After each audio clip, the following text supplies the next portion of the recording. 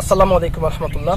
সুপ্রিয় দর্শক, যারা আমাদেরকে দেখছেন বা আমাদের পরবর্তী ভিডিও দেখবেন, সবাইকে শুভেচ্ছা এবং অভিনন্দন জানাচ্ছি। যুক্ত আছি আজকে আপনাদের সাথে সদ্য একজন বড় ভাইয়ের সাথে, যিনি জাতীয় শিক্ষা পদক 2024 ফটিকছড়ি উপজেলা প্রাথমিক বিদ্যালয়ের শ্রেষ্ঠ সহকারী শিক্ষক হিসাবে নির্বাচিত হয়েছেন জনাব সাজিদুল করিম ভূঁইয়া। ফটিকছড়ি 19 নং সমিতিরহাট ইউনিয়নের সাদেকনগর গ্রামের কবির মোহাম্মদ ভূঁইয়া বাড়ির সন্তান, যিনি একাধারে কবি, সাহিত্যিক ও ভাষিক শিল্পী, এবং সবচেয়ে বড় বিষয় হচ্ছে উনি একজন মানবিক মানুষ। আমরা সবার আগে মানবিক হওয়াটাই প্রয়োজন। তিনি একজন মানবিক মানুষ, তিনি আসলে বহু গুণে গুণান্বিত একজন ব্যক্তি। আমরা চলুন তার সম্পর্কে, তিনি যে শ্রেষ্ঠ শিক্ষক নির্বাচিত হয়েছেন, আমরা তার সাথে যুক্ত হচ্ছি। জনতা 24 টিভির পক্ষ থেকে অভিনন্দন। আপনার অনুভূতি কেমন একটু করে জানাবেন। ধন্যবাদ। আমাদের ফটিকছড়ি ভিত্তিক এটা সারা বাংলাদেশে জাতীয় শিক্ষা পদক 2024, এই জাতীয় শিক্ষা পদক 2024-এ ফটিকছড়ি উপজেলার শ্রেষ্ঠ সহকারী শিক্ষক হিসেবে আমি নির্বাচিত হয়েছি। তো সেই খবরটা মানুষকে দেওয়ার জন্য, বা শ্রেষ্ঠত্বের সেই খবরটা মানুষের মাঝে ছড়িয়ে দেওয়ার জন্য জনতা টিভি কাজ করছে। সেজন্য এবং আরও অন্যান্য সৃজনশীল কর্মসূচির মাধ্যমে জনতা টিভি মানুষের কাছে সৃজনশীলতার খবর পৌঁছে দেয়। সেই জন্য আমি প্রথমে জনতা টিভিকে ধন্যবাদ জানাচ্ছি।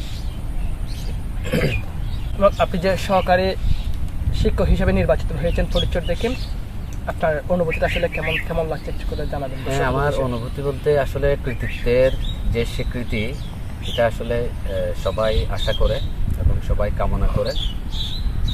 তো আমি 2013 সালের ডিসেম্বরের 4 তারিখ থেকে আমার শিক্ষকতা জীবন শুরু। শিক্ষকতা পেশা, এটার প্রতি আমার ছোটবেলা থেকেই খুব শ্রদ্ধা, ভালোবাসা এবং আকর্ষণ কাজ করত। আমি শিক্ষকতা পেশাটার প্রতি আমার যথেষ্ট দুর্বলতা কাজ করতো আগে থেকেই। তো শিক্ষকতা পেশায় আসার পর থেকে আমি চেষ্টা করেছি, যাদের নিয়ে আমি কাজ করি, বিশেষ করে কোমল প্রাণ শিক্ষার্থীদের নিয়ে কাজ করি, আমাদের কর্মযোগ্য, তাদেরকে আমি চেষ্টা করেছি আমার যতটুকু আমি আমার দায়িত্বের বাইরে গিয়েও তাদেরকে আমি দেওয়ার চেষ্টা করেছি। তো এর স্বীকৃতি হিসেবে আমি শ্রেষ্ঠ সহকারী শিক্ষক হিসেবে আমি নির্বাচিত হয়েছি। যারা আমাকে নির্বাচিত করেছেন, এখানে উপজেলা নির্বাহী অফিসার ছিলেন, এসিল্যান্ড মহোদয় ছিলেন, এরপরে ইউআরসি ইনস্ট্রাক্টর, মাধ্যমিক শিক্ষা অফিসার, তারপর প্রাথমিক শিক্ষা অফিসার, এরপরে আমাদের মডেল সরকারি প্রাথমিক বিদ্যালয়ের প্রধান শিক্ষক সহ আমাদের পুরো টিম আমাদেরকে ইন্টারভিউ করেছেন বিভিন্ন বিষয় নিয়ে। তো পরবর্তীতে আমি নির্বাচিত হয়েছি, সেই খবর পেয়ে আমি তাদের কাছে কৃতজ্ঞ এবং আমি আমার ভালো লাগছে। এবং এই স্বীকৃতির মাধ্যমে আমি মনে করি আমার আগামীতেও আমার এই পেশায় আরও বেশি আমি প্রেরণা পাবো, আরও বেশি সাহস পাবো, উৎসাহ পাবো। আমি আমার এই পেশাটাকে আরও বেশি হাইলাইট করতে পারবো এবং এই পেশার প্রতি আরও বেশি আমি দায়িত্বশীল হব বলে আমি আশা করছি। আচ্ছা, যেহেতু শ্রেষ্ঠত্ব লড়াইয়ে মানুষ কিন্তু প্রত্যেকে কিন্তু যোগদান করে, শ্রেষ্ঠত্ব লড়াইয়ের মধ্যে আগামীতে অন্যান্য শিক্ষক যারা রয়েছেন, এই শ্রেষ্ঠত্ব লড়াইয়ের মধ্যে নিজের প্রতিভা প্রত্যেকটা বিদ্যালয়ে কেউ আসলে প্রতিভা ছড়াতে পারে। হ্যাঁ, আমি যে বিষয়টা আমি লক্ষ্য করেছি, আমাদের ফটিকছড়ি এটা আসলে বাংলাদেশের সর্ববৃহৎ একটা উপজেলা। যেহেতু সর্ববৃহৎ উপজেলা, সেই হিসেবে আমাদের ফটিকছড়িতে 229টা, আমার জানা মতে 229টা প্রাথমিক বিদ্যালয় রয়েছে। এই 229টা প্রাথমিক বিদ্যালয়ে 1200-র উপরে শিক্ষক রয়েছেন। এই শিক্ষকদের মধ্যে আমি এই 10 বছরে আমি দেখেছি আসলে অনেক যোগ্য শিক্ষক রয়েছেন, অনেক সৃজনশীল অনেক মানুষ, অনেক যোগ্যতার অধিকারী অনেক শিক্ষক আমি দেখেছি।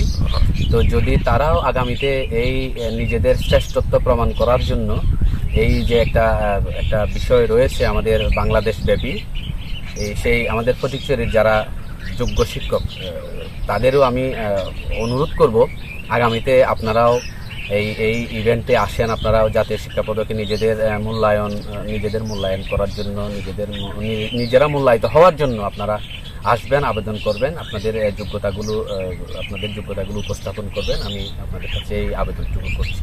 আচ্ছা, যেহেতু এবার প্রথমবারই ফটিকছড়ি উপজেলা সহকারী শ্রেষ্ঠ শিক্ষক হিসেবে নির্বাচিত হয়েছেন, ভবিষ্যতে আমরা জানি উপজেলা ভিত্তিক বা দেশ ভিত্তিক বিভিন্ন ক্যাটাগরিতে কিন্তু শ্রেষ্ঠত্ব লড়াই হয়।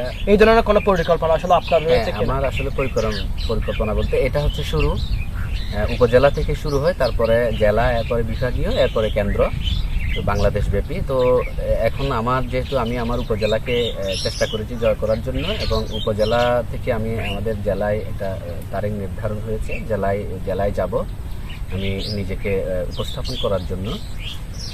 তারপরে জেলা থেকে যদি নির্বাচিত হয় সেক্ষেত্রে পরবর্তী ধাপগুলো অতিক্রম করব। তবে আমি আশাবাদী পরবর্তী ধাপেও যাতে আমি আমার কৃতিত্বের স্বাক্ষর রাখতে পারি, আমি সে বিষয়ে আমি যথেষ্ট আশাবাদী। আচ্ছা, যেটা এখন আপনি সহকারী শ্রেষ্ঠ শিক্ষক হিসেবে নির্বাচিত হয়েছেন, আপনি যেখানে কর্মস্থলে যেখানে এখন রয়েছেন সেই স্থানে আপনাকে বিভিন্ন ধরনের সাধুবাদ জানাচ্ছেন, আপনাকে সংবর্ধনা জানাচ্ছেন, বিভিন্ন আমরা দেখেছি সোশ্যাল মিডিয়ার মাধ্যমে আপনাকে অনেক অভিনন্দন জানিয়েছেন। তাদের উদ্দেশ্যে কি বলা হচ্ছে, বা আপনার এই যে প্রতিভা রয়েছে, প্রতিভা থেকে আপনার স্কুলের কোমলমতি শিক্ষার্থীদের কিবা শিক্ষা দিতে চান? আমি প্রথমে আসলে আমি কৃতজ্ঞতা জানাচ্ছি। আমার যে প্রাপ্তি, আমি যে স্বীকৃতি পেয়েছি, সেই স্বীকৃতির অংশীদার আমার কোমল প্রাণ শিক্ষার্থীরা, যাদেরকে নিয়ে আমরা কাজ করি, এবং পাশাপাশি বিদ্যালয়ের সহকারী শিক্ষক, প্রধান শিক্ষক এবং অভিভাবকরা, সম্মানীয় অভিভাবকরা। আমি আমার প্রথম কর্মস্থল হচ্ছে উত্তর সুন্দরপুর এগনি সরকারি প্রাথমিক বিদ্যালয়। সেখানে আমি প্রথমে যোগদান করেছি, এবং সেখানে আমি 9 বছর 1 মাস 20 দিন আমি কর্মরত ছিলাম।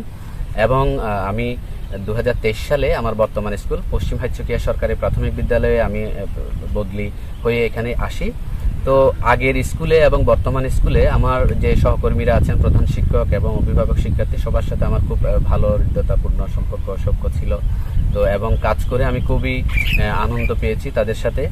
তো কাজ করার পরিবেশ যদি না থাকে, আসলে কাজ করাও হয় না, কাজের স্বীকৃতি হয় না। তো আমার দুটো বিদ্যালয়ে আমি সেই পরিবেশটা পেয়েছি, এবং আগামীতেও সেই পরিবেশটুকু যদি অব্যাহত থাকে, আশা করি অব্যাহত থাকবে, তাহলে আমি আরও নতুন কর্মোদ্যমে আমি নিজেকে আরও বেশি ডিসক্লোজ করতে পারবো, এবং ইনোভেটিভ আইডিয়ার মাধ্যমে আমার যে পেশা, সেই পেশাটাকে আমি আরও বেশি ত্বরান্বিত করতে পারবো। আমি আমার শিক্ষার্থীদের জন্য আরও বেশি কিছু করার ইচ্ছা আছে, আল্লাহ যদি আমাকে সুস্থ রাখে। আমি নতুন সৃজনশীলতার মাধ্যমে সৃজনশীল বিষয়গুলো নিয়ে, নতুন বিষয় নিয়ে যে বিষয় আছে, সেগুলো নতুন পদ্ধতি তাদের মাধ্যমে কার্যকর করার আমি চেষ্টা করব। আচ্ছা, শেষ করতে এর আগে আমি জানি আপনি বেশ কিছু বই লিখেছেন, কবিতা, ছড়া।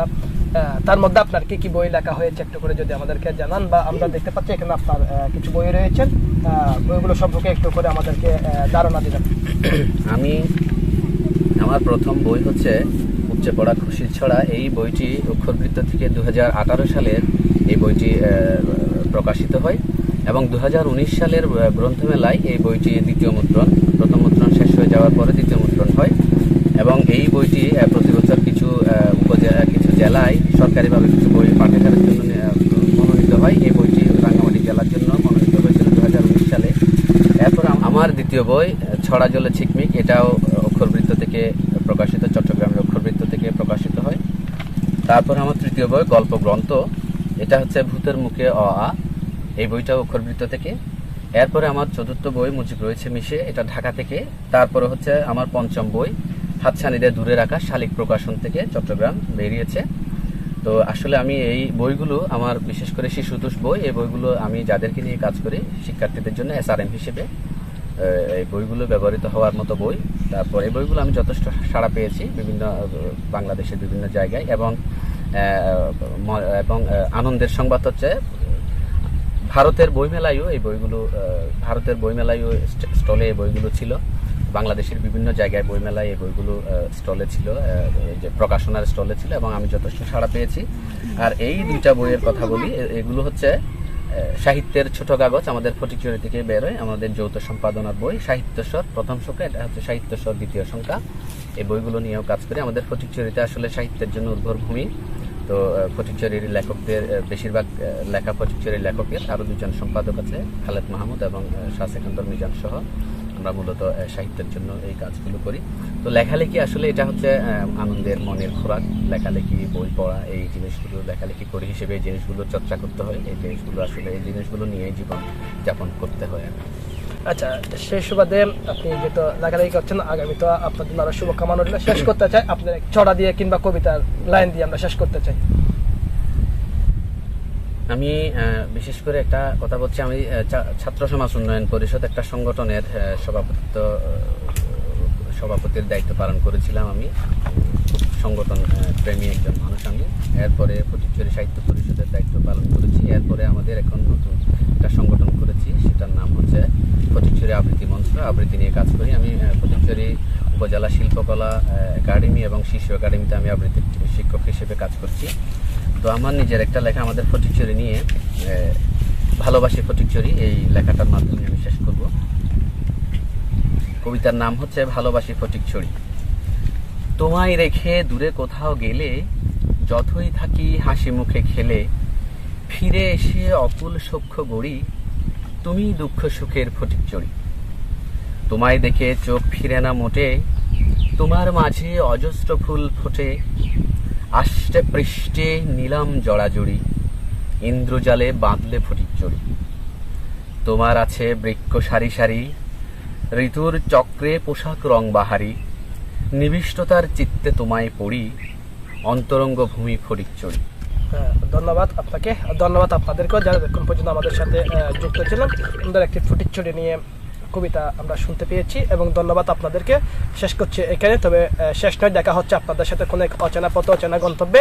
ততক্ষণ পর্যন্ত সুস্থ থাকবেন, ভালো থাকবেন। আল্লাহ হাফেজ। আসসালামু আলাইকুম রহমতুল্লাহ।